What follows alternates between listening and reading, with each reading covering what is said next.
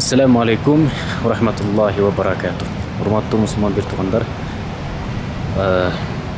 мисалы дини китептерди, Бухари, Муслим дегиле ушул хадис китептерин эң биринчи барагын ачсаңыз, ошол баракта эң биринчи хадис Умар радиаллаху анхудан келет.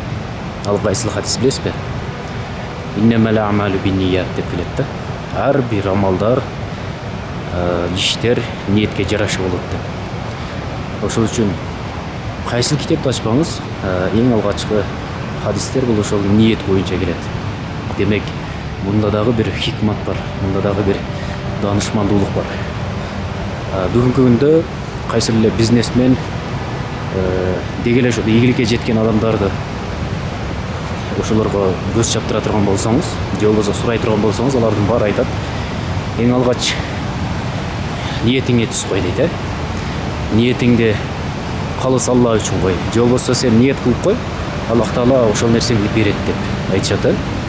Албетте, ниет кылуу бул ар бир мусулмандын милдети болушу керек. Анткени ар бир иште ниет кылуу менен сиз өзүңүздүн жашооңузду өзгөртүп алсаңыз болот.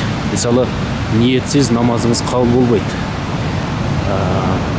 Кайсы эле амалды кылбаңыз, сөз түрдө ошол шарай көз караш менен карай турган болсок, ниет бул фард деп келет, кээбирки маселелерге караганда.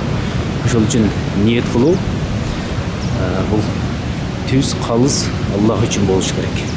Ошондо бүт баары, ошол адамдын жараткан нерселердин баарын Аллах Тааланын колундуктан Аллах Таала берет. Ошондуктан ниетти калыс Алла үчүн кылыңыздар. Иншалла бүт баары оң болот. Ниетиңиздерди түзүңүздөр.